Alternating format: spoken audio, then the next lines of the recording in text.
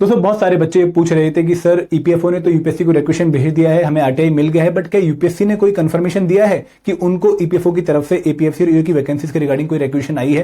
तो मैं आप लोगों को बताना चाहूंगा कि हाँ भाई, यूपीएससी ने कंफर्मेशन दिया है। हमने एक आरटीआई फाइल करी थी, इस आरटीआई का जो है रिप्लाई आया है, मैंने आरटीआई फाइल किया था और इस आरटीआई में हमने क्वेश्चन पूछे थे कि भाई क्या आपको कोई रिक्वेशन रिसीव हुई है फ्रॉम ईपीएफओ? तो उन्होंने बोला है कि भाई हाँ, हमें ईपीएफओ की तरफ से रिक्वेशन रिसीव हुई है और एक कितनी वैकेंसीज की रिक्वेशन रिसीव हुई है? 300 ईओ वैकेंसीज, जहां पर उन्होंने कैटेगराइज डिस्ट्रीब्यूशन ऑफ वैकेंसीज भी बताया है कि भाई 311 ईओ वैकेंसीज में से एससी की 54 वैकेंसीज हैं, एसटी की 21 वैकेंसीज हैं, ओबीसी की 70 वैकेंसीज हैं, अनरिजर्व कैटेगरी की 132 वैकेंसीज हैं, ईडब्ल्यूएस की 34 वैकेंसीज हैं और इन सब में से 17 सीट्स को रिजर्व किया गया है for person with benchmark disability category और इसका रिक्वेशन उनको ईपीएफओ की तरफ से रिसीव हुआ है।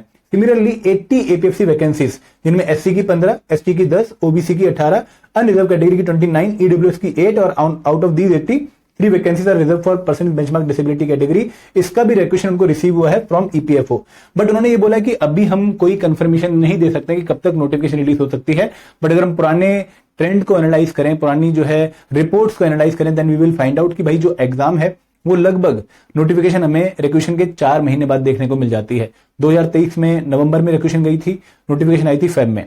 2025 में मार्च में रिक्वेशन गई थी, नोटिफिकेशन आई थी जुलाई 29 को। तो यहां पर अगर आप लोग इस एग्जाम के लिए सीरियस हैं और इस एग्जाम को क्वालिफाई करने के बारे में सोच रहे हैं तो आपके पास अब 2 इन्फॉर्मेशन बिल्कुल कंफर्म्ड है।